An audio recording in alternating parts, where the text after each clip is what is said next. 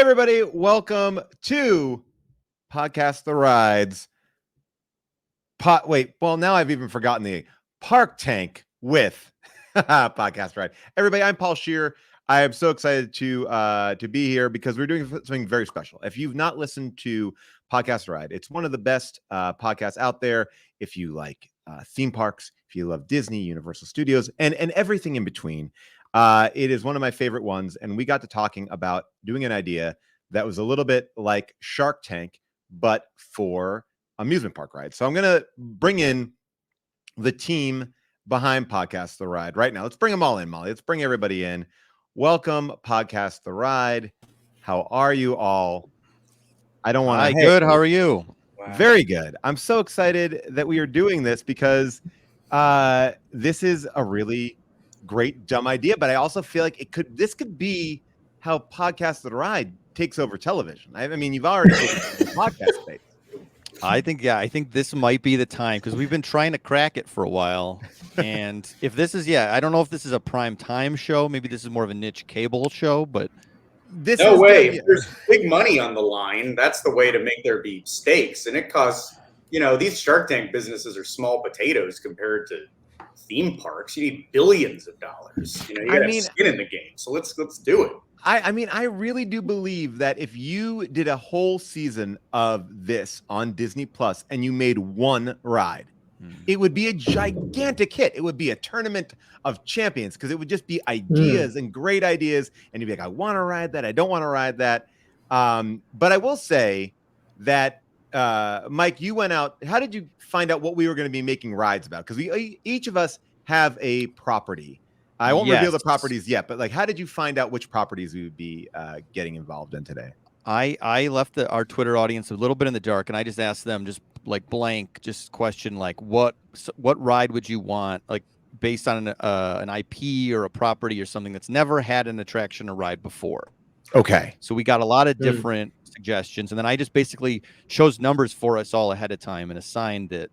And I'll try to remember to shout out whoever tweeted at us to give us the ideas. I love it. Should we reveal the 4 properties that will be discussed today, or do you want to just do it organically as we are making our presentations? I kind of want to go organically, if that's okay. Yeah, I want to go organically. I mean, they're all blockbusters. I think we can safely say they're all home runs, slam dunks, Well, the idea go ahead, Jax. Go ahead. I was going to say, I don't know what they are, for what it's worth. Well, this is actually great that you are here. By the way, welcome Anthony Gio, who is going to be our judge. You are every shark. You are the Mark Cuban. You are the Damon Dash. You are the Lori Mr. Grenier. Wonderful. Yes. You are. And you will be working. The thirsty Barbara, even. Yeah. You've got Robert Herjavec's swag already. And you're going to be guy who I like, a recent addition. I wish Kind Bar Guy was on more. So you're him. Kind Bar Guy is a good Kind Bar Guy. He's solid, right? Yeah. Kind Bar Guy and Tom's Guy around at the same time. If there's something charitable, it's going to be a duel. This is what I'll say. That Gio, you are going to be our judge. You are going to be leading questions, but I want the chat to know that we are going to be going to you for questions, and Molly, who is working behind the scenes, will be popping up questions that we can answer as well. And each one of us, I don't think we have to have any timed. I think we just tell our rides. We don't have to keep it totally. We're not going to go ridiculously long, but I think what should you say, under 5 minutes for each person? Yeah. All right. Yeah. Roughly. Hey, look, get out your ride. Just get out your ride, and we'll fix it in post. But now people are probably wondering, Gio, why are you the judge? What are you bringing to the table that you think that you're going to be able to look at this objectively and actually really suss out the best property? This is. I think that I'm bringing just a perspective of I'm around these guys a lot, and I've probably endured more conversations off air about 1, around us regularly. 2, available at this time of day. Be patient with us. Perpetual volunteer. I'm always trying to get on the show. Like I want to be on the show. We haven't. We don't have you enough. We mean to have you more. We're always meaning to have you on more. I don't know what. Got to get on this damn show. Well, now Gotta get on more. you've locked yourself in as one of the permanent judges. Like, yes, there might be a kind bar guy the next time we do this, but you are going to be. You've locked in your seat unless you don't want to show up. You're there. You're in. I feel like that. I love that. I think that's right. Yeah. People are saying that the presentation should be 45 minutes, each. So I mean that it's more in line with our typical running time. So that's I can understand why they'd suggest that. Now, obviously, I am along for the ride here as a fan of the podcast. I defer to all of you. Are there any rules that I need to, like, what do we want to set any parameters? I want to make sure the audience, like, we understand Shark Tank. We understand that we can talk about a ride. Is there anything like, are we pitching to one park, or are we just pitching to just a general ride that can go in any park? Or like, what are we trying to do? Or do we need to even worry about that? The only thing I was putting as far as a restriction on myself was like trying to make it somewhat doable. Got it. That's makes sense. Really the only thing, like nothing that we're not going to like a far planet or something.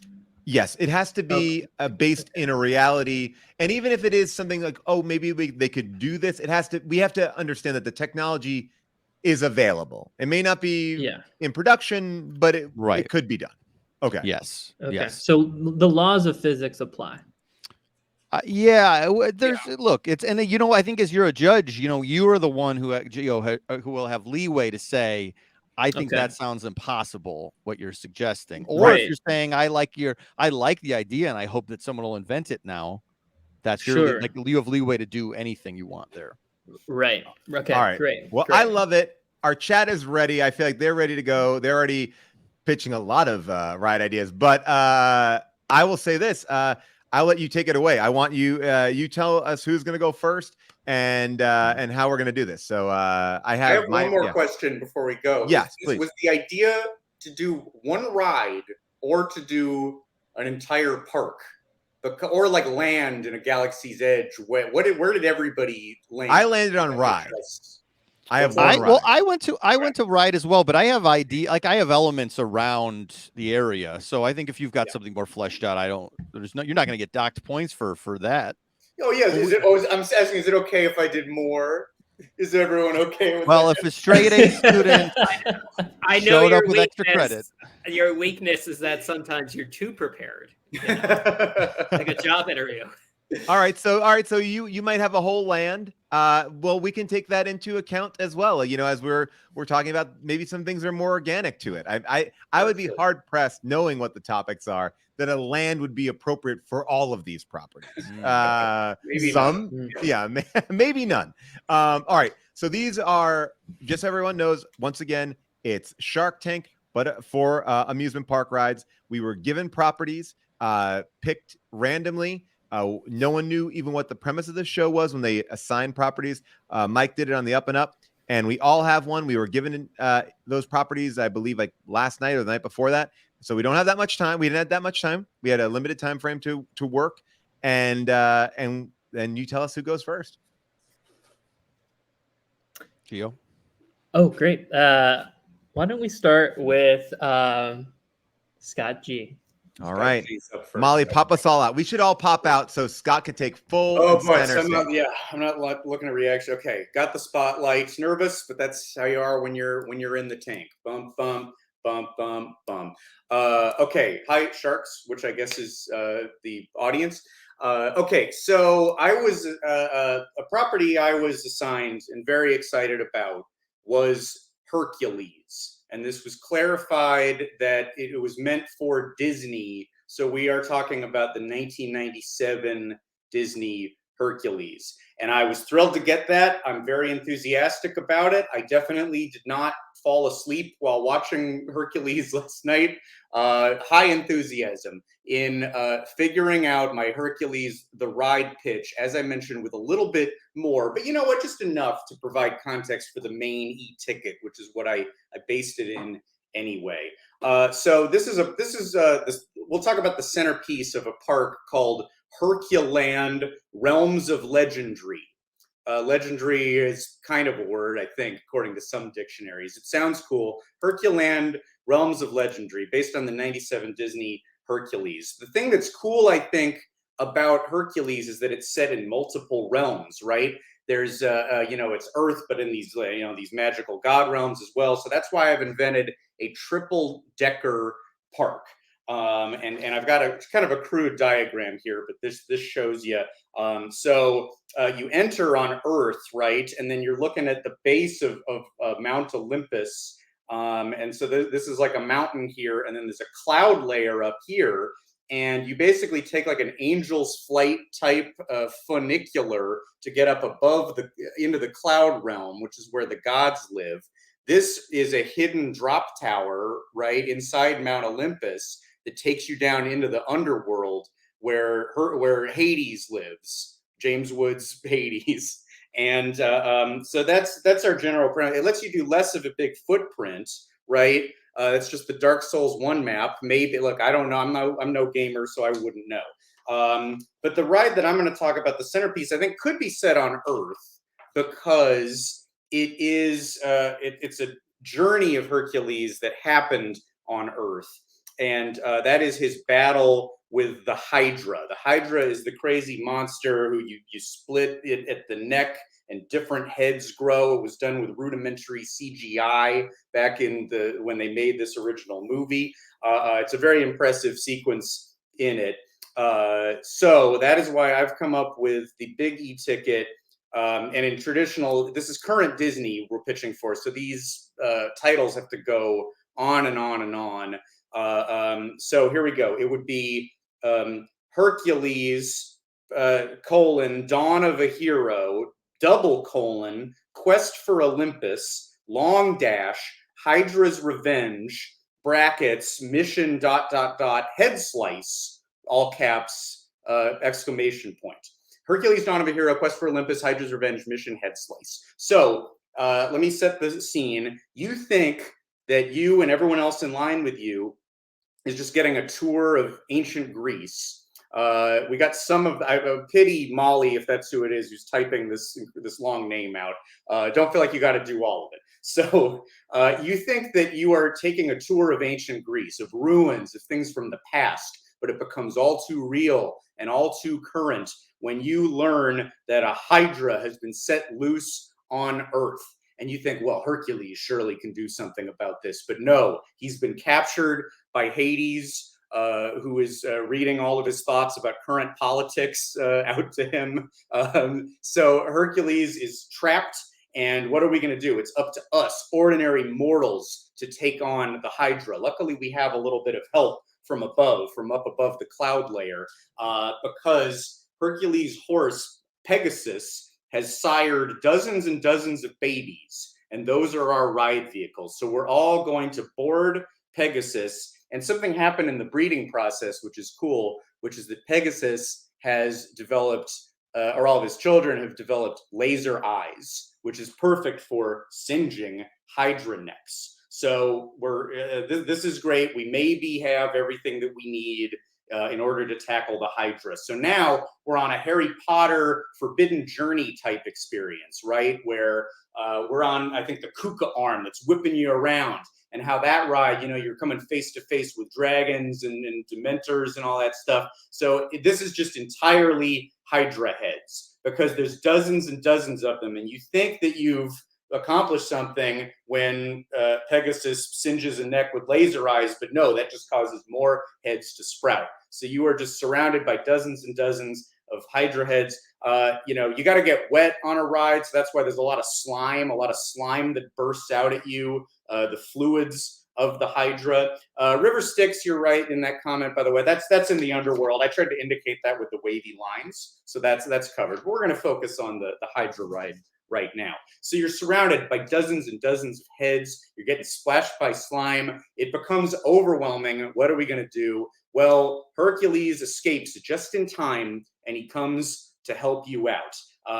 He escaped and made it back to Earth just in time. But think about this. with dozens and dozens of Hydra heads, how are just you, Immortal, and Hercules going to possibly tackle all of the heads? Well, luckily, Disney's Hercules found a multiverse portal.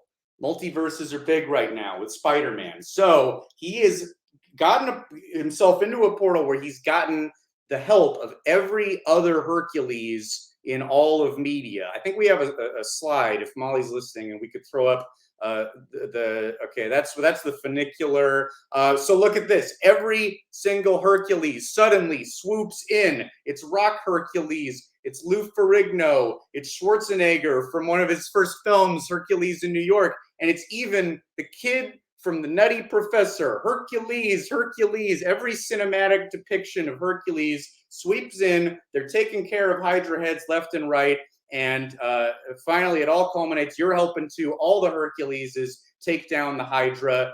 You are thanks. Every Hercules looks you in the eye and says that he's proud of you, as does Optimus Prime at the end of the Transformers ride. It's going to require a lot of IP rights to come together, but I think it's going to be worth it to create this special multiverse Hercules experience. And that's the ride. And then it kind of dumps you right into the restaurant, which is called Zero to Gyro, in which you eat the meat of the Hydra that you just slayed. So it's all gyros that are made of Hydra meat, which could be chicken, could be lamb, I don't know, whatever real meat you want to make it. But, you know, in the mythology of it, you're eating some Hydra. So that is my conclusion of my presentation. I hope you enjoy Hercules: Dawn of a Hero, Quest for Olympus, Hydra's Revenge Edition, Head Slice. It's going to be a blockbuster. What can I say? Great. I love it. Everyone's popping back in. You know, you think you won't be, and then you get so nervous in the hallowed room here. Of course, yeah. That was fantastic. I mean, the chat's lighting up. They love it. There's claps happening. There's Hercules level claps happening. Just a couple follow ups. I just want to make sure I really see the vision. Before I put my money into it. Yeah. So do you attain a score at all? Are we kind of on a Buzz Lightyear type ride, or is it? I was thinking, is it making you feel like you're shooting, or are you actually shooting Are you hitting the Pegasus in the back of the head to get it to if interactivity we think is a virtue, if we think that's a good thing, I was thinking it was more of the Harry Potter model where it's kind of a story that you're following. But you know what? There is a laser in play, and if you're then that invests you, I'd say a little more that you're aiming the laser vision of the Pegasus. The idea of the laser vision was to get around that the guests would have to have swords and slice robots that are probably very expensive to build. So if the laser as a workaround, I'm completely open to interactivity if you think that helps make you want to invest or vote for me. I think it is. I think it is additive because I think you can get some repeat rides, because a repeat ride is going to be a repeat dine at Zero to Gyro. Yes, yeah. Because that's really where you're making the money. If you're on that leaderboard, right? I say top score gets 5% off their meal. Oh, what? Well, I mean, that's a good idea. Jason's riding that ride, right? Jason's on that ride. Suddenly, he's learning every secret. He's studying hard. Yeah. He's on board. Great. Well, I thought this was fantastic. My knowledge of Hercules, the Disney properties, not wide.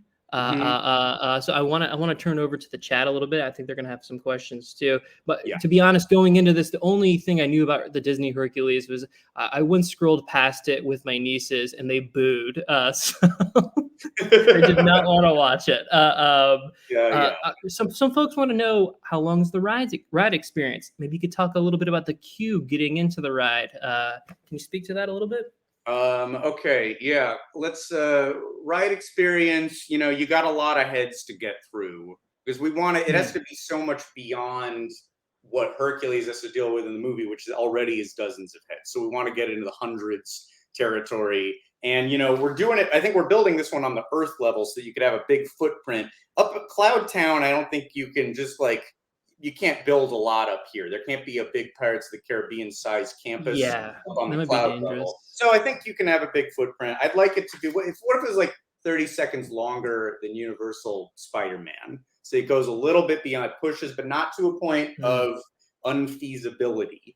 Not overstaying its welcome, not getting you too dizzy. Yeah, which is a big problem with this type of ride. Q is, I think it's ancient temple ruins, because it's setting that stage that you think you're just going to go look at some boring old history, and you don't realize that you're going to get yanked into it in such a major way. But of course, we'd make sure there was some system where you could skip the queue and not have to sit through. Of course, you always need some way to skip past a queue, because all queues are skippable. You don't want folks being tricked into learning. No one wants that. And no, this would all be, and it's all fake history. It's all about, it's cartoon history. No, it's no Epcot thing. I think I would be remiss. The chat wants to know, is James Woods signed on for this, or? I thought about this. It's tempting to look. He is good in this role, but I thought that maybe what a bigger audience might want, and chat, tell me if you disagree with this, but I think that it might be helpful to have that when you come into Herculand, Realms of Legendary, that you get your ticket, and you also get a notary certified letter with a stamp that tells you that James Woods is not involved in any way. I think you might be able to rest it, like really making a point of saying there's no. You don't want people weaving through that ancient Greek queue, not knowing if he's gonna pop up. Or starting to get curious and Google and find some unsavory tweets past. But all the other Hercules, The Rock, the little boy from Nutty Professor, they're all locked up. They're all in. Sorbo, I guess, is that's questionable. You can't, like, I guess we're doing a lot of banning in this land. I don't know. I don't. Do we respect Sorbo enough as a performer to overlook his Twitter presence, which hasn't been bad enough to get him kicked off of Twitter, a la James Woods? He isn't. Look, if we can look past the man and see to the great actor and role purveyor, maybe we can. Great. I want to bring the other guys back in now. I think they're going to have some perspective. I think they're going to want to potentially point out some potential weaknesses as your competition. So I'll let them kind of take the helm. Wow. I mean, this was I was very impressed with the theming of the land. There was a lot going on here. Gio, you did an amazing job as a judge. I think for me, the question is, and this may be a question we're going to have to ask with everybody, how do you get the audience back into a franchise that really wasn't even the prime of the Disney animated? It's like Aladdin, Lion King, Little Mermaid. We know those three are kind of the crown jewel of this era of animation. The Tarzan, the Hercules, they kind of fall on the other side. How do you get people back invested? That's really what I'm trying to think about. Yeah, I think that's a great. My nieces are booing. Remember, so how do you get them on? Doesn't seem relevant. No. This is just a quick, simple answer. Bad Bunny remake of Go the Distance of Michael Bolton. Just get to make it relevant. You answered my question. Thank you. Yeah, let's just start simple. See where it goes. And he's locked in. He is locked in. Yeah. No, I've talked to him. He's in a bit. Like, if anyone's investing, they're gonna have to share a little bit with Bad Bunny. Sure. Okay. I didn't realize we had to have talent locked in to the deals before we started this. So you don't have to. But again, I don't know. I guess I felt above and beyond. Okay. My question was just about the land itself. You were saying there was some sort of did you say it was like a Tower of Terror that would get you between parts of the land? Yeah. This is the drop of the damned that tells you down into the underworld. So I just was like, is that themed as well, is my question. It has to be, right?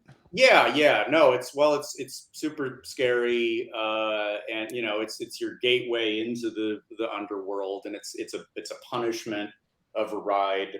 I would say my idea was that you have to confess an actual sin to the gods, Mm. and you're asked for it like in the ET ride where they give you your name, and you don't know great. why you're saying it, and then it Right. gets like repeated out loud during the drop Oh, sequence, wow. so everyone hears Oh. your sin. Are you open to calling it hell? Oh, wow. Great question. Ooh, yeah. I don't know. Maybe it's a little loaded. I would go with whatever it is in the movie. I think in the movie it's Underworld, so I will hide behind the franchise. And if people want to see hell in it, then that's up to them. I would love if it was called hell, for what it's worth. Yeah. Well, if that helps your vote, then absolutely it's hell all the way. I think you're going to run into trouble there because some of the very devout either go one of two ways. They either love Disney or they think Disney is the New World Order Illuminati doing crimes to their children. So, and the absence of James Woods and Kevin Sorbo might also be troublesome with that demographic, let alone you're going to have to work around the Kuka Arm hardware being exclusively licensed to Universal Studios in recent years. Wow, Jason. Wow. But if we're gonna have to reach out to them to get the rights to the Nutty Professor, then it's then that's like in the next reply all in the email back. Yeah, in the past they've done trades for like a couple ESPN guys to NBC Sports. Yeah, maybe like Al Michaels for calling it hell or something. Yeah. Or we give them Oswald the Rabbit back. I think that was the exchange. There was some sportscaster exchange. Yeah, Al. That was Al. Yeah. So they can have it back. Who cares about Oswald? Just to be corrected here, Legoland apparently also has Kuka Arm rides. Oh, Jason. Well, and you also just call it Cuckoo Arms. You do something, like whatever. It's a different arm. That's possible. I always heard that they had the exclusive rights to it. That could be an older ride like Stitch's Great Escape, the long lost ride that used to use Kuka Arms and is now gone. Well, we'll give it a shot. We'll see what we can do. But if there's another technology to bring Pegasus and his many progeny to life, then great. Well, this is great. I mean, what a solid way out. I mean, out of the gate, I'm already intimidated about my pitch. I mean, this is a great launch. Great launch. All right, I feel good. Thank you so much. All right, Gio, who's next? Next up in the park tank? Yeah. Mike Carlson. Oh my gosh, this is exciting. All right. Oh my. Okay. All right.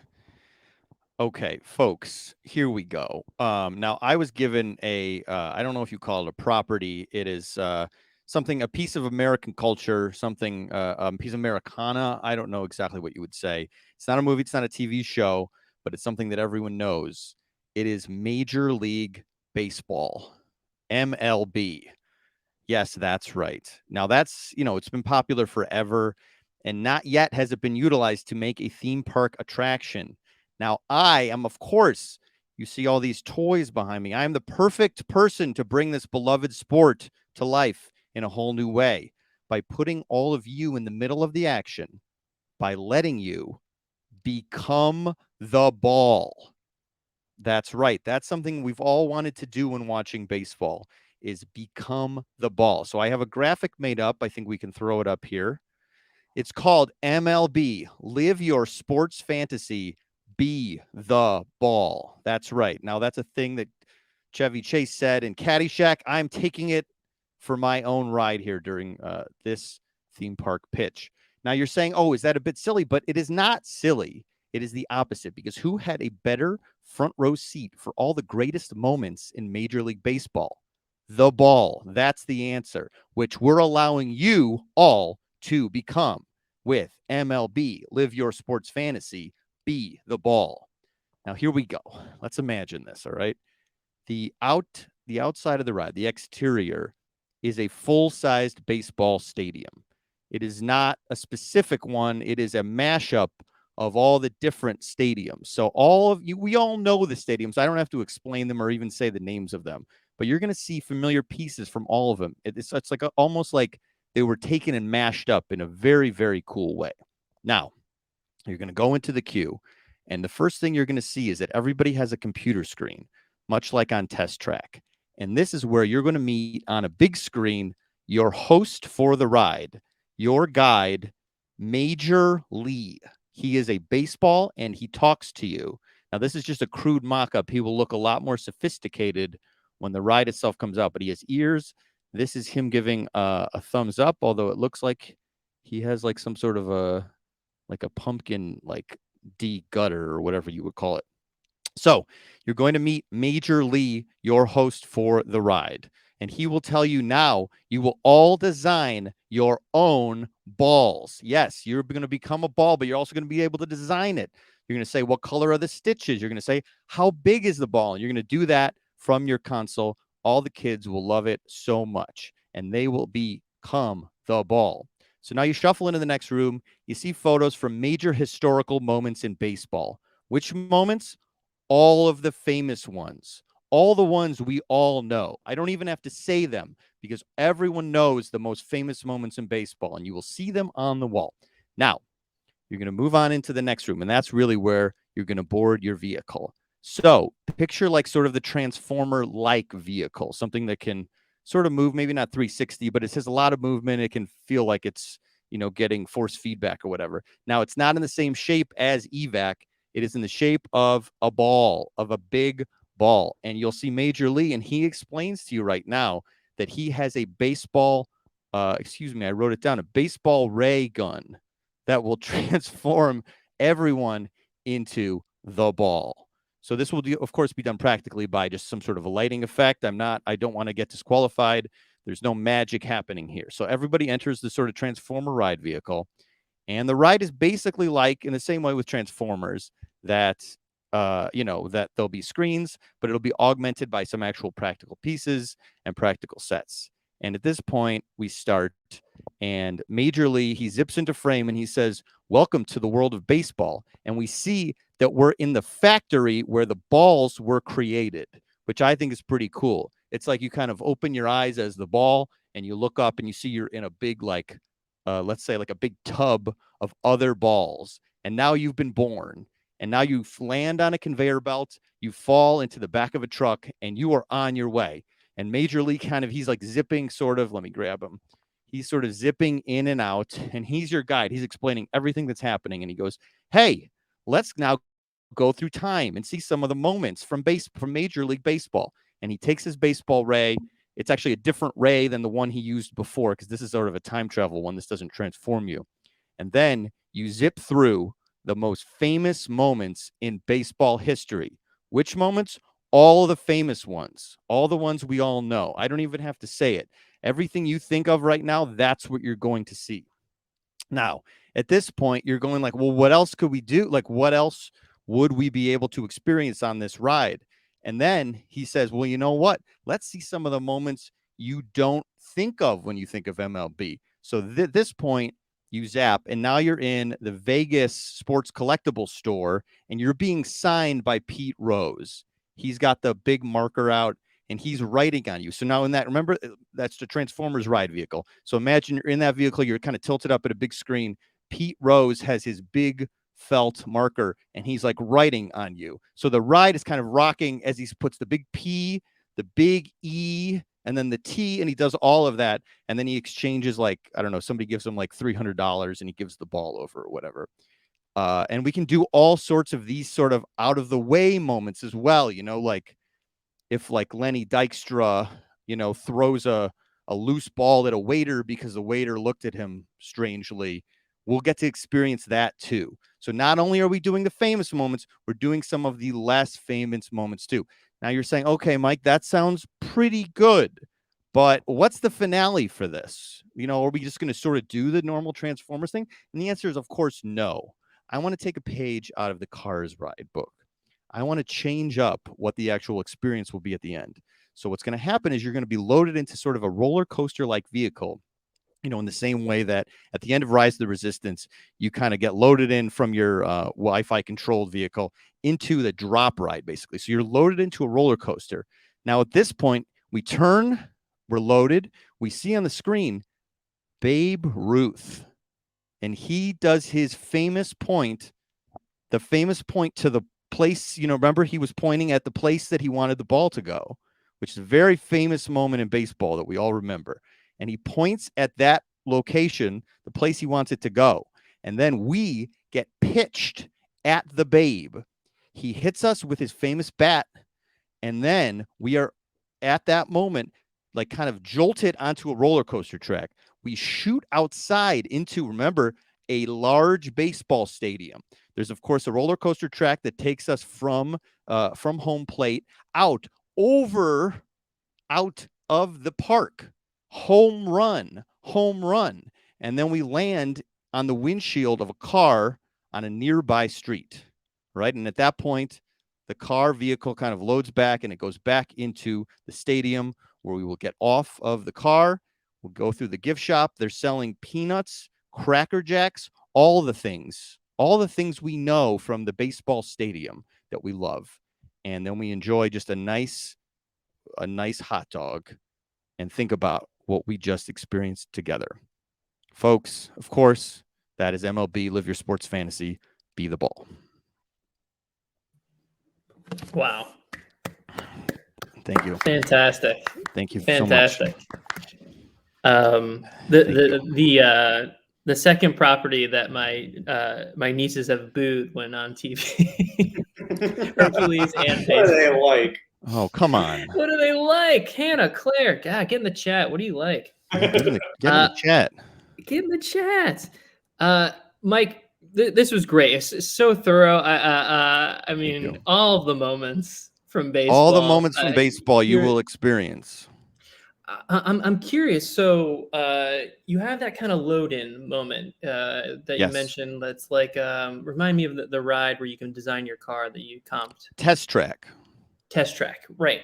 So you're creating your ball. Are there any options? A little nod to baseball history, a little asterisk, maybe.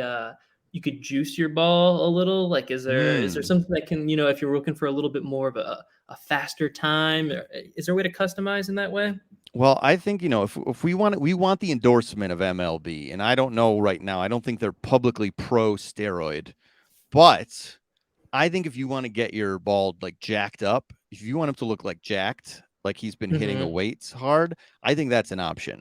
I think that if you want like a very muscly baseball, you can do it. I think that's fun. I think Americans are going to want that. I think as far as I remember, baseball was never more popular than when steroids were being used. Yeah. Well, I mean, there's certainly, I would say maybe they're still around, but look, okay. I don't know. Look, I'm not in the locker room. Okay. So I don't know. I'm not a reporter here. I'm just guessing, but like, so you mentioned, go ahead. I was just going to show, this is what a baseball looks like.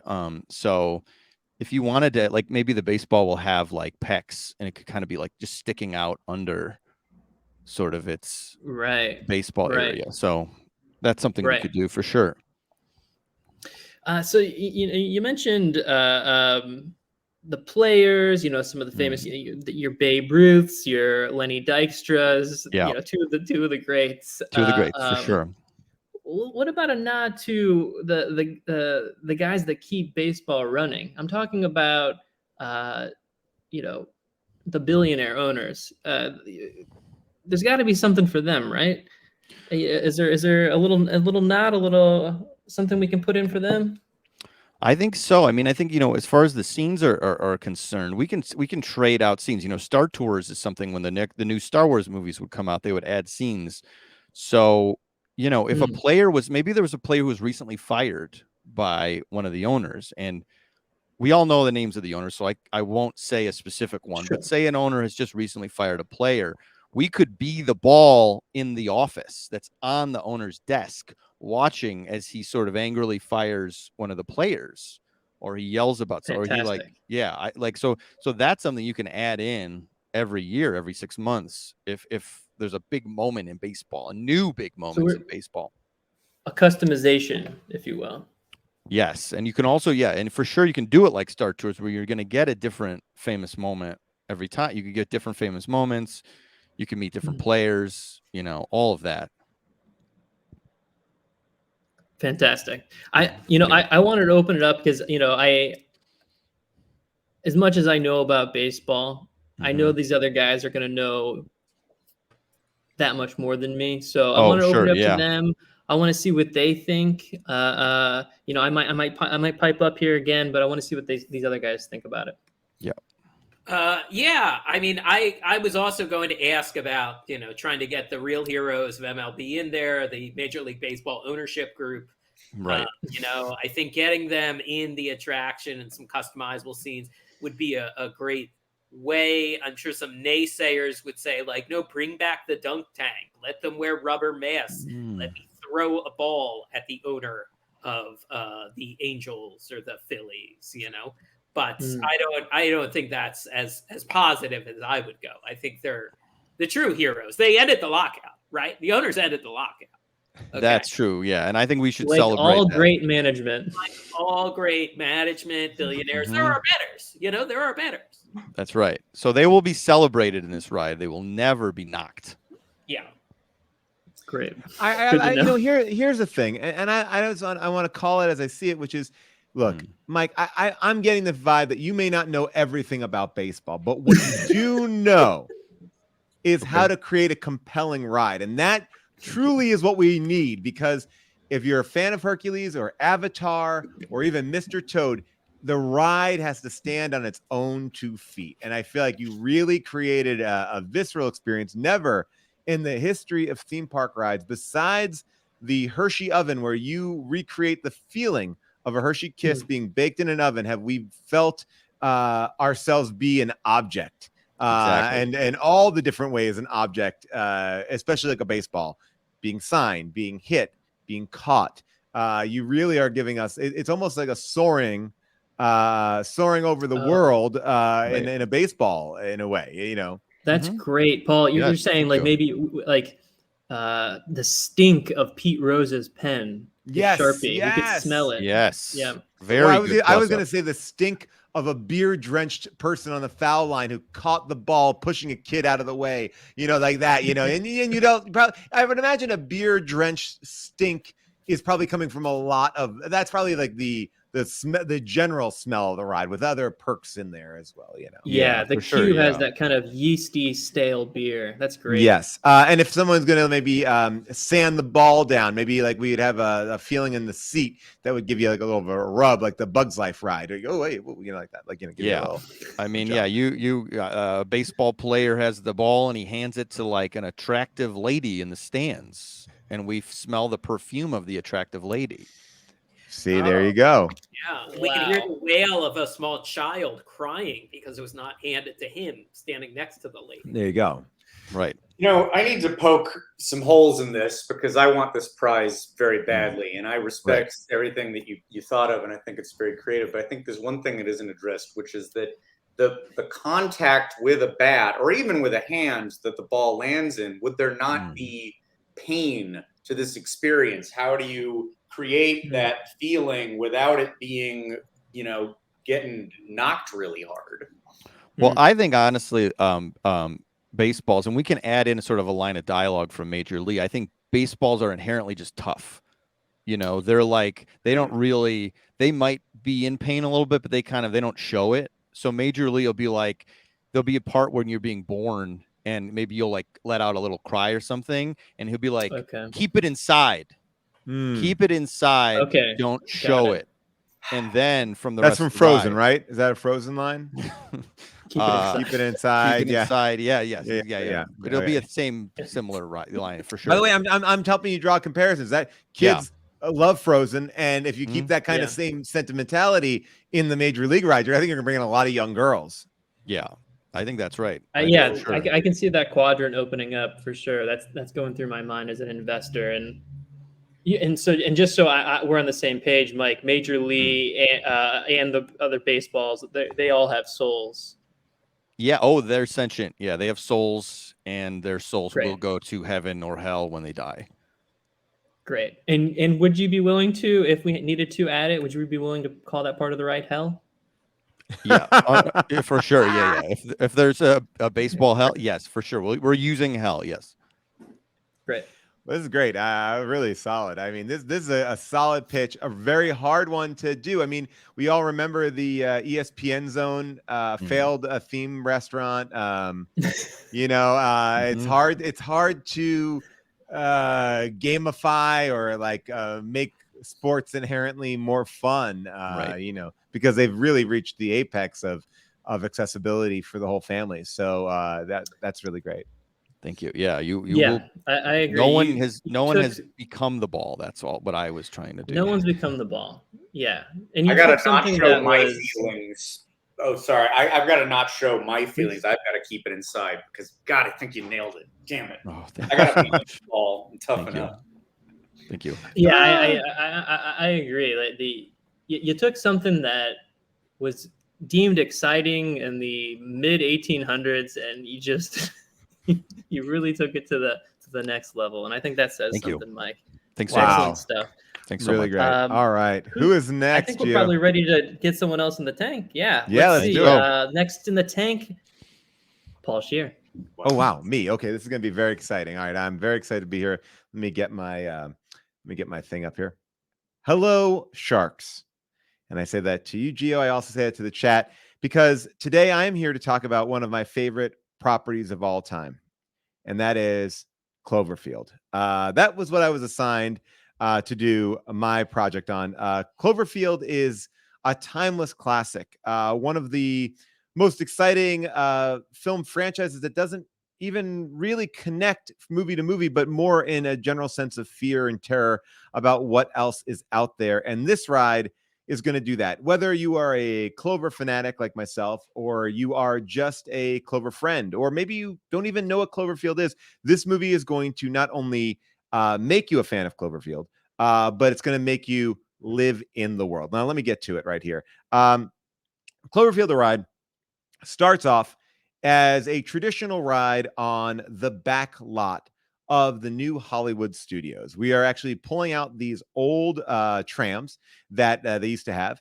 And as you are going on the tram, you're going to Catastrophe Canyon. Catastrophe Canyon is obviously where, you know, you'll see explosions and water stunts. You know, I think, you know, things topple over, things explode. Now, that is the premise of the ride. So we're seeing the tanker spill, we're seeing the fire start, we're seeing the water come out.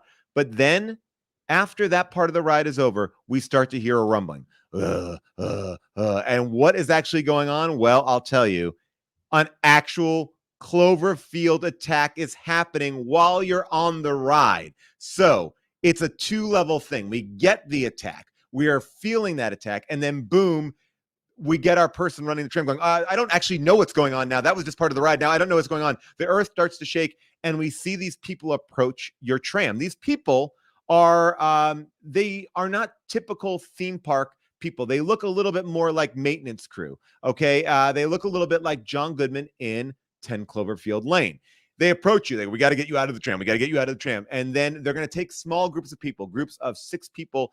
And there's going to be a lot of these attendants, and they're going to be pulling you. Come with me. Come with me. I know how to get out of there. And the entire time, the ride is shaking. Something is going on terrible at this theme park place. Your attendant brings you into a room and closes the door, at which point it becomes a full-on escape room. You and 6 people are trapped in an underground facility at this theme park of choice, whoever wants to do it, because this is a property that's not necessarily tied to any specific license at this point. And you have to work together to solve a puzzle, because we all know this is a new part of theme parks. The idea that you have to do an escape room. Escape rooms are big. How can we do it here? So everyone does an escape room. And as you figure out the prize, the wall comes down. When the wall comes down, you are getting into a brand new ride tram. Now, this ride tram is going to have similar technology to what the Spider-Man ride tram is, but it's going to be a lot smaller.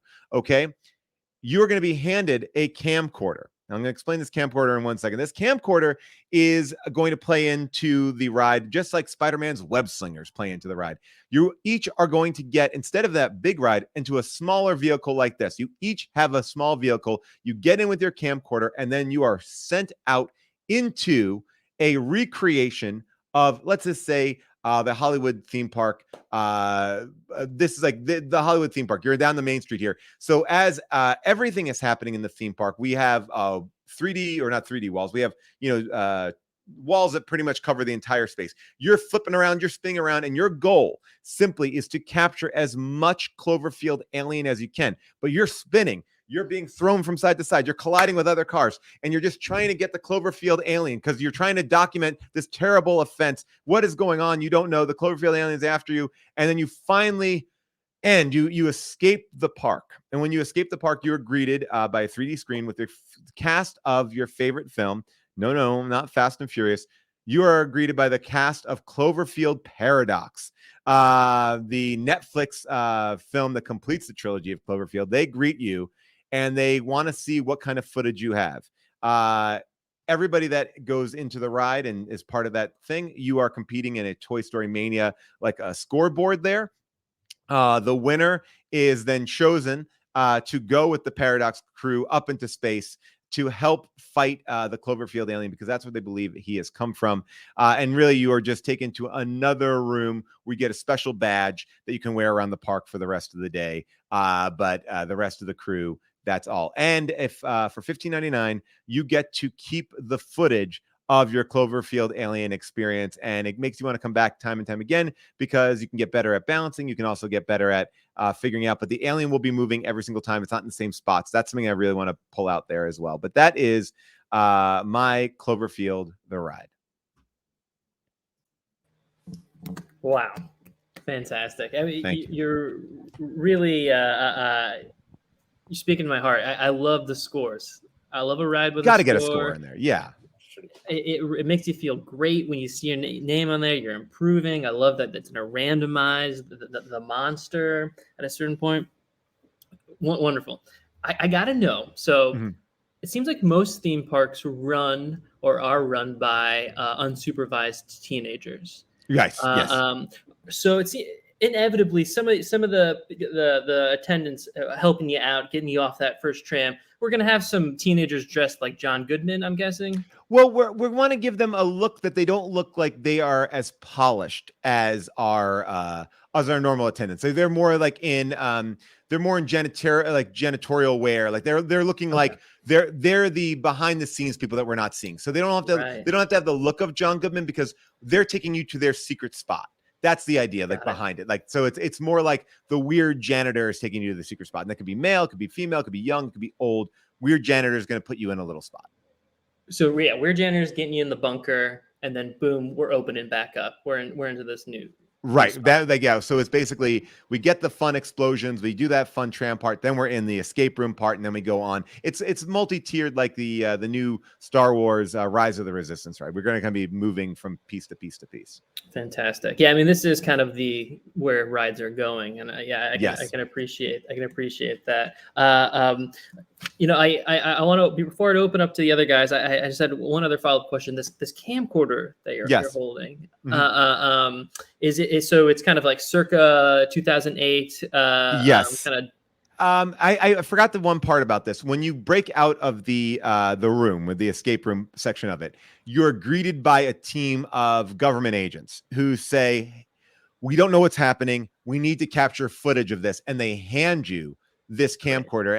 And I think most people, especially the younger kids on the ride, will be looking at like, what is this? And I think the older people, they'll be like, "Oh my gosh, I used to have one of these." But the idea being, you can't use your cell phones because the Cloverfield monster has somehow disrupted digital technology. So that's why we need to capture it on old school VHS tape. So that's the conceit of why you have to do it like this, and you are given this thing. Love it. I love the justification. Yeah. And if we could just, out of my preference, if the park attendants could grab each rider by the shoulders and say that to them pretty intensely, of all ages, grab kids by the shoulders and say, shake them. Yeah. This is amazing because I think what we want to do is even though we know we're on a ride, we still want to create the idea that maybe this is real. Maybe because I think that second moment when the Catastrophe Canyon shakes for the second time, and we really want to play that as real as possible. That'd be great. Yeah, I want, and as an investor, I want some kids leaving this ride, not knowing whether or not what they just experienced was real. Yeah, not. we want That's that. We great. want that. We want that. That final pass through as they're going through the main street of Hollywood Studios to be frenetic, and it's like bumper cars, and it's also like Buzz Lightyear, the Space Ranger. It's it has this frenetic feel to it where you're being tossed to and fro, and I feel embarrassed. I don't really know the technology, but they have that new technology, trackless. It's trackless, so you're just flying around and colliding and everything like that. But again, it's safe. Okay, yeah, safe chaos. Safe chaos. Love it. I love it. Let's get the good boys in. I know they're gonna have some questions. Sure. Take it away, guys. Okay, so I just have a quick question. When you're with the camera, I like the idea a lot. I like the immersive. This feels like maybe the longest ride maybe in a Disney park, front to end. It might be. I feel like it's at least as long as Rise of the Resistance. It might be a little bit shorter. The trick that's going to be, the trick is this: you're going to have 5 minutes to figure out the escape room part. If you don't, an alarm will go off and the wall will fall down. But you will fall. It will be like you failed. So it's almost like they come in to rescue you instead of you going out instead of you escaping. I think that's the difference. So you still will, the story will stay the same, but you will either feel vindicated or defeated. Gotcha. And then I would love if when they're grabbing you by the shoulders, that changes whether or not you failed or you succeeded. I think that's what people really wanted to do in the Star Wars theme park at a certain point, like how well you did on Smuggler's Run, you would be treated that way in the park, which seems like an impossible task. But I think now we're up to the challenge. Yeah, with the I forget the Cloverfield monsters. Are there in the first movie? There's one big monster, right? And it's a different monster in the Cloverfield Lane. 10 Cloverfield Lane. Cloverfield Lane. I believe, and I have to go back to some of my research here. You're not really seeing the monster. I think you're kind of seeing like it's less. At the end. Yeah, it's at the end, and it's a little. Yeah, I think they all are like tentacly, big mouth things, and I think that's part of the fun is we don't know exactly what monster we're going to get. Maybe we're going to get different monsters per maybe that would be something that we kind of pop in there, like the different Hercules. Maybe we don't know what Hercules, we don't know which Cloverfield, or conversely we just create our own Cloverfield monster just for this ride if every one of them is not connected for the first 3. Okay, yeah, that was my question. When you're trying to capture them and the spinning part of it, are we seeing large? What do we know? Like, are they popping out of windows? Is it like the Men in Black Universal ride? It's less like that because it's not going to be like cutouts like that. It is going to be because it's going to be more on the King Kong screens. Like, so it will be. They will be, you'll see tails, you'll see claws, you'll see talons, but they'll be ripping up buildings and things of that nature. Yeah, they're not just like peekaboo. It's not going to be like that. It's not like not even like Monsters Inc. or Men in Black. Yeah, but it'll be cool looking practical Cloverfields. Yeah, CGI, all CGI because the screen. Sorry, screens. Sorry. Yeah. I do like what you're saying though, Mike. You ride it. Well, which Cloverfield did you get? I got original. It's like a Pokemon. I got Paradox. You got Paradox. Oh my God, you never get Paradox. You never get Paradox. Yeah, and we get all 3. And what I like about it is while this ride is it's a new adventure in the Cloverfield universe, but also acknowledges all the previous adventures. Right. And they could do like a Cloverfield Go, like Pokemon Go too, in the park as well for like little kids maybe, so they could find Cloverfields all around. Yeah, I love that. Yeah, there's like a little one behind a trash can or something. Yeah, I love that. Cute Cloverfields. Yeah, but babies. Scott, Jason. I don't want to put you on the spot, but I am thinking, you've got to think about that bigger picture and what's the other step, where are they making their extra money? And I'm curious about any merchandise or restaurant possibilities. Oh, I have that in spades. First of all, we are going to be, we are going to do a plus up because you get to own your own videotaped footage, right? So that's going to be like that is, like not like it's not a picture of you on the ride. You're going to be selling that, but you also are going to have a chance to go to the house party that TJ Miller was at in the first Cloverfield. That's going to be one of our themed restaurants. It's going to look like a New York City apartment, and it's all past apps. So what it is you pay one price to get in, and you can just keep on. You can grab whatever you want off the table. You can get a drink. It's constantly populated, so it's like a house party restaurant, which we've not yet ever seen, which I really like. So you can kind of move around. There's dancing. There's food. And then as far as, yes, plushies, 100%, we're going to have fun plushies. We're going to have more of the adult toys for the kids. We also are going to sell video cameras, old school video cameras, like vinyl is in. Now we're going to have old school video cameras being in. Like Kanye did his documentary. A part of that was on old school video cameras. I also have been thinking a little bit about expanding the world as well, which is I want to sell games like board games and things like that, like escape room at home, Cloverfield at home games that can create that escape room experience in your own home. So if you like that part of the ride, you can also bring that with you in little mini challenges. Oh boy, great. It's all there. I see it. Oh, yeah, geez. yeah, it's good. It's competition. I mean, look, it was a little bit easier to do a film that has 3 sequels. They gave me a little bit more to go with. I am not, I felt very lucky to get this. Sure. Yeah, a lot of material. Yeah, and the history of an entire sport. But yeah. Sure. I know Jason's has a lot. I would not be the one to say his, but I know you had a ton to work with. So.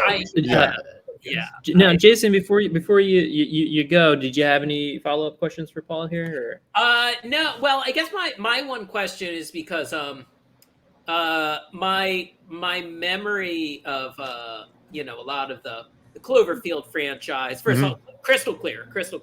Yeah.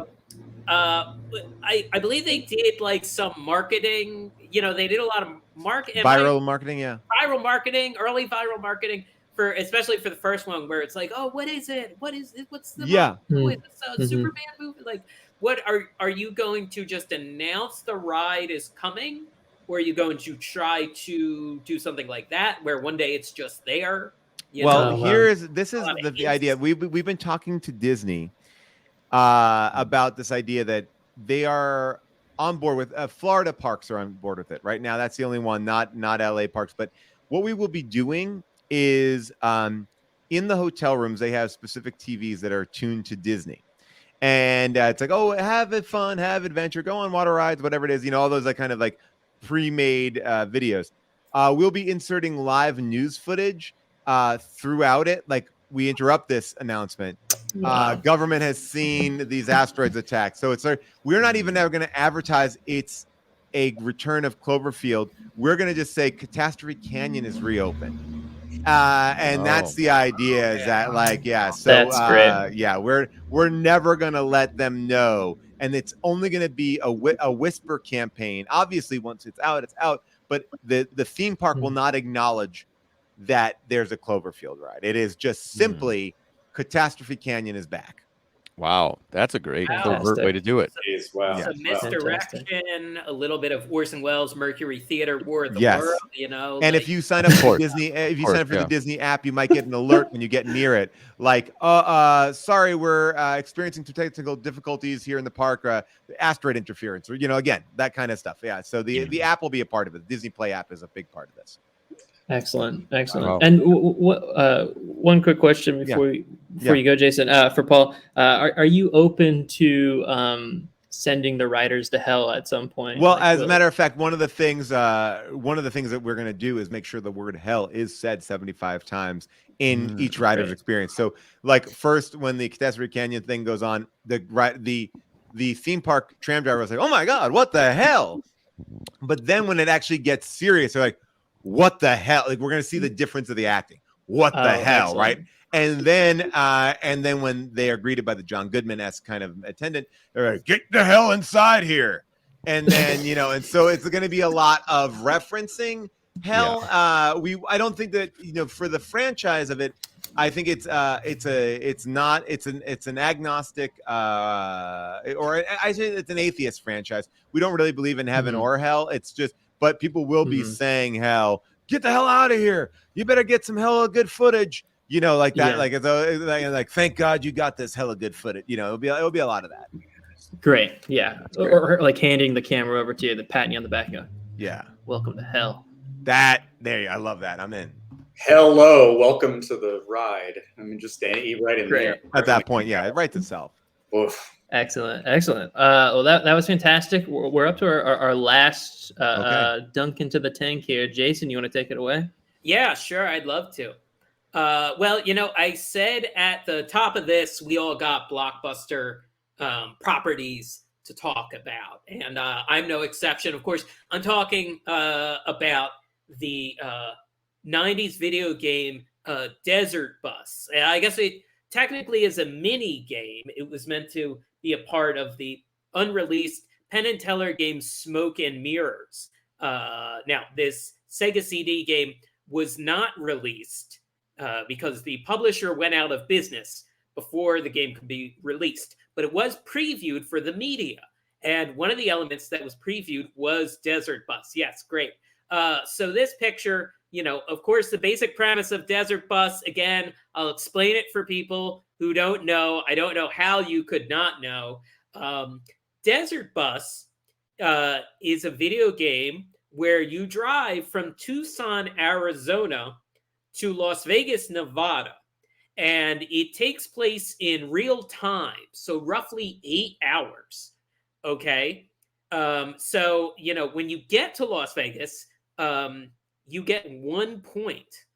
And if you turn around and do the reverse drive, Vegas to Tucson, you get another point. That drive is also 8 hours long. Now, it mostly takes place during the day. Some of it does take place at night. Molly, if I could have that other picture, please. And, the nighttime here, as you can see, you just see the yellow lines of the road and the two headlights. Occasionally, you also see the image of a bug splat on your windshield or on the side of the road, a road sign, or a dirty rock. I don't know why I'm explaining this. We all know Desert Bus. So how do we turn this into an attraction? Well, we take a cue from the new Star Wars Galactic Star Cruiser, the all-immersive 2-day experience you can do at Disney World for the price of a souped-up MacBook Pro. But we go for a more smaller, more budget-friendly route. Okay, you start by loading into a 1990s era bus terminal where you are greeted by animatronics of the magicians Penn and Teller. They explain to you what is about to happen, that you are driving a bus from Tucson, Arizona to Las Vegas, Nevada. Now, and the important point of clarification on this, the bus does pull to the right a little. So you got to make sure to keep your hand on the wheel. But you can't move it around too much because that makes the engine stall out. And then you got to get towed back to the start. So that is all, told to you. And this is a 9-hour experience. So you go to the bus terminal, you are loaded into the bus, and we have to deviate a little from the original game, because in the original game, there were no passengers. In this, you play both roles. You are both the bus driver and you're the passenger. So everyone gets a turn to drive the bus in the span of that 8-hour drive. Like the game, though, there is no pause button. So you have to continuously do it. Now, again, we've deviated from the game a little. This bus does have a functioning restroom in the back, so you are allowed to use the bathroom. It is functioning, which means it works, but it might make some weird noises or it might stink a little. There are refreshments on the bus, mostly standard gas station fare. I'm talking corn nuts, pork rinds, bananas that are simultaneously very yellow, very brown, and also somehow very green. So you do have to go through luggage in the racks above the seats to get the refreshment. And this is a top-of-the-line attraction. The windshield of the bus is a fully beautiful 480i quality screen. Okay, so you get the full Sega CD graphics experience. Again, everyone gets a chance to drive the bus. Loud noise goes off when it's your turn to hand the bus driving over to someone else. Be very careful when you hand the wheel over, because if it goes too much and just go to stall, you're going to have to go back to the beginning. But you're going to have the full desert bus experience just like the game. Now, like Galactic Star Cruiser, there is exclusive merchandise, and you can only order it if you've completed the full desert bus experience. You can buy it at the end at a terminal that looks suspiciously like the one you boarded at the start. But there's all kinds of desert bus t-shirts, you know. Molly, could you go back to that first picture, the daytime one? So you can see the little hang down, the little ID windshield cover says your driver's name is Alex. So you'll be able to customize, you'll get a shirt. You can get a shirt that says the driver is Anthony. You know, that you'll be able to put any name you want there. Now, that is a customizable shirt, so we will have to raise the price a little. The shirts start at $30 for a standard shirt. Like this shirt, of course, we all know this. Can I see? Yeah, we all know what that design is. It's the bug splat. It's the bug splat on the windshield. This shirt starts at $35. You know, the customizable shirt, a little more expensive because we got to add in that customization. So that's $45.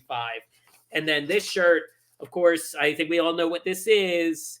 Yes, let's all say it together. A rough approximation of the route you would take from Tucson, Arizona to Las Vegas, Nevada.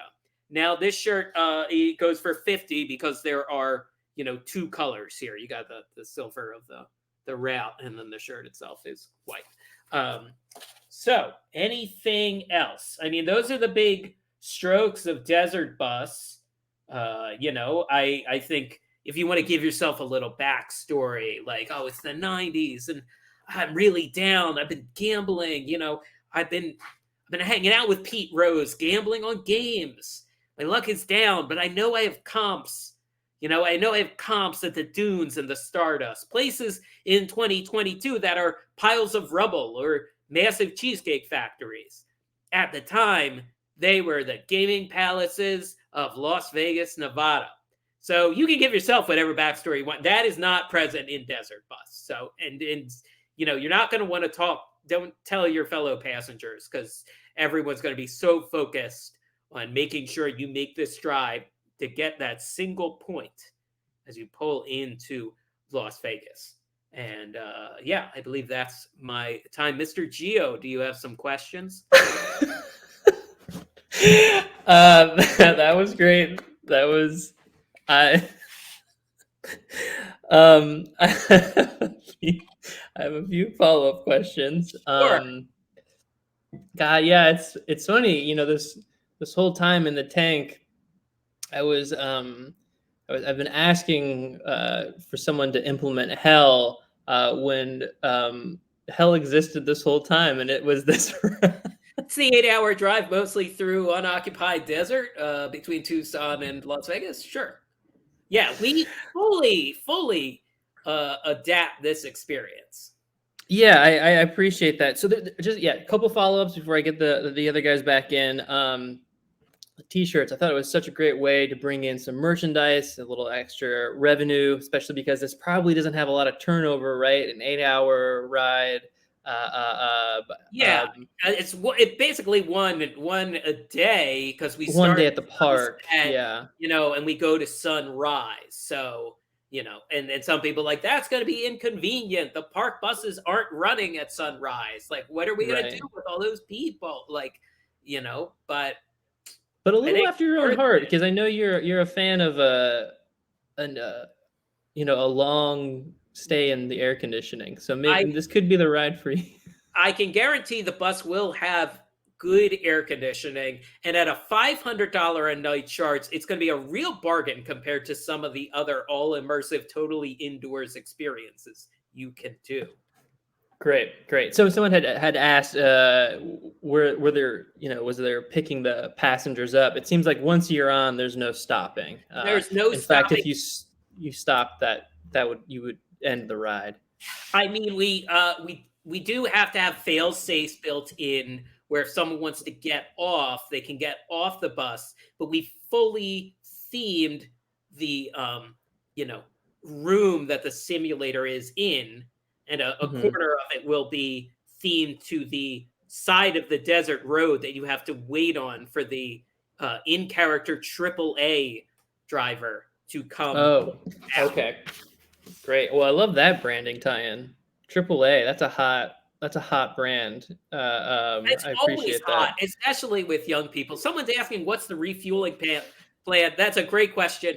The good news is you're starting with a full tank of gas, and by keeping it at a maximum speed of 45 miles per hour for 8 hours, and you're not going to be able to keep it there the whole time, you will get an ideal fuel consumption rate. So you shouldn't have to stop for gas. Great. I'm glad we can clear that up. You mentioned the shirts and the merchandise. I appreciate that. I know the material of a shirt is important to you. Are we looking at a Hanes Beefy tee? Yeah, What quality here? Well, we're going the traditional theme park route. So every tee will be totally different in fit and material. Kind of depends on where exactly they were manufactured. Any number of potential countries, Sure. not the USA. I want that to be clear, not the USA. So there's going to be some variety, and but we like to call it surprises. Great. Yeah. For such a stationary ride, it would be nice. Yeah, to mix it up. So if we could, throw a few fun curveballs. The material of the shirt you're buying changing any given day. That's a good call. Appreciate that.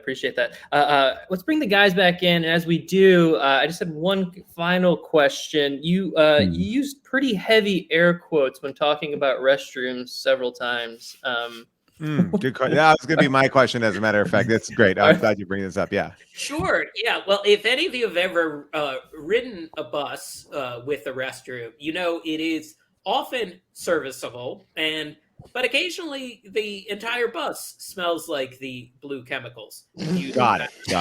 So. And now, is there any truth to the rumor that you will be piping that in regardless? Well, it's definitely going to be piped in.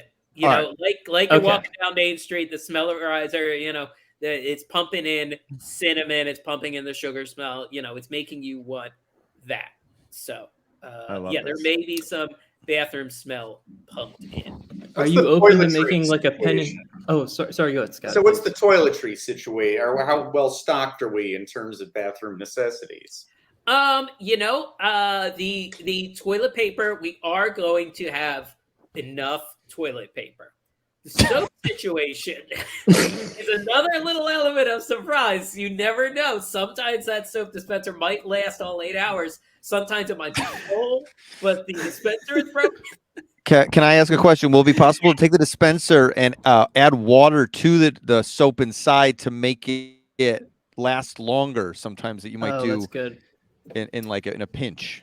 That's a great idea. I do know that we are working that sometimes the wall-mounted dispenser is totally broken, totally empty, and there is just kind of a cloudy, scratched-off label soft soap bottle. So that you'll definitely be able to unscrew and add water to great. Make the soap scratch a little. Got it.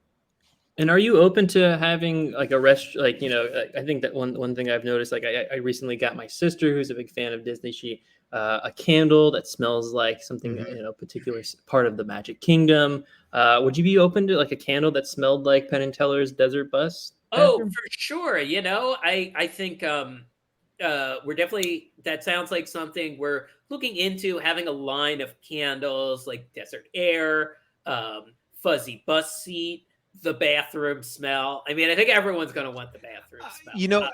You talked about these animatronic Penn and Teller greeting you on the line. Do you also see like the way that Jake and Elwood Blues will populate the Universal Studios driving around? Will we see real life actors impersonating Penn and Teller around the park as well, or around the ride? Paul, that's a great question. I think that's definitely something to look into. We are working at walk around versions of the characters in the Smoke and Mirrors game that we never got to see. Oh, interesting.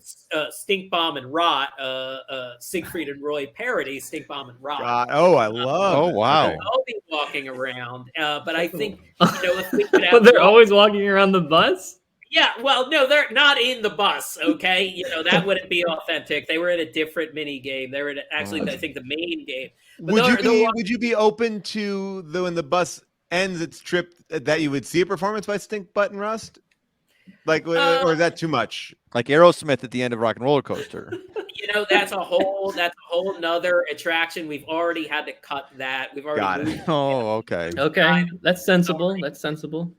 Pulled back, but I think we could definitely have walk around Penn and Teller going like, hey, here's how these guys did this trick, about the other magicians, or like these guys are frauds, maybe as you get off the ride, they you exit through the back end of the ride, or you get to see, like, they show you, this is how they actually literally show you how the ride was done, or some version. I mean, well, I guess you'd just be on the bus, but anyway, yeah. That's we're looking into Halloween overlays, and it could be cool outside the building to have the masked magician walking around from the Magic Secrets Exposed, because that mask was pretty scary. Very scary. I love this. I have a question, and it's not so much poking holes in Jason's pitch, which I thought was wonderful, but just the process itself.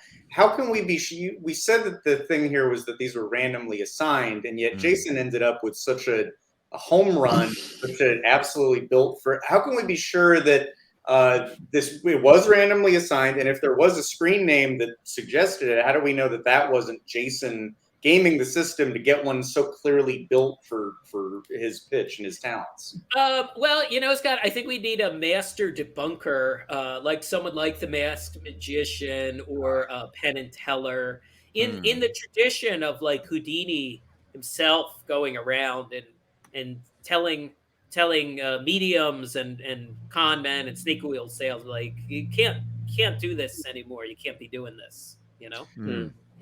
So we need to reveal the magic behind the trick that was your pitch and lining up with this topic so well. Yeah, well, if somebody needs to be that debunker, we call on them now.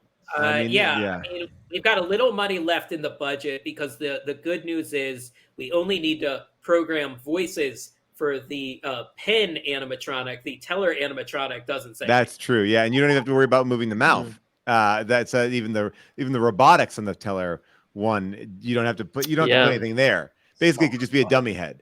Yeah. Oh, cheap. That's great.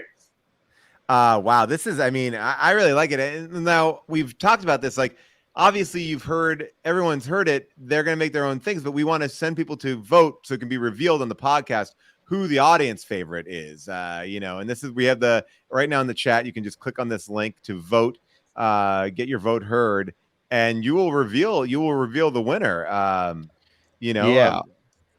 We want to give our judge can. We're talking about different ways. Our judge can determine. He can give us some points. Now, I gave him 1,000 points to sort of distribute it himself, and then we'll add that to the total. Well, maybe no. Here it is. It's you have $10 million.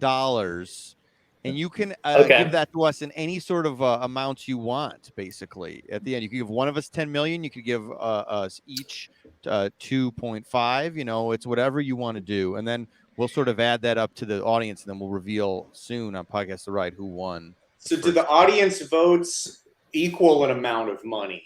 Yes. Also? Okay. Very good question. So if it's 100, the total amount of votes is 100%. We'll take that and convert it into $10 million. So the audience will also have $10 million, and we'll take the percentages of who voted for what, and then we'll take that percentage of 10 million, add it up to Anthony Gio's 10 million, and then we'll find out once and for all who won the first Park Tank.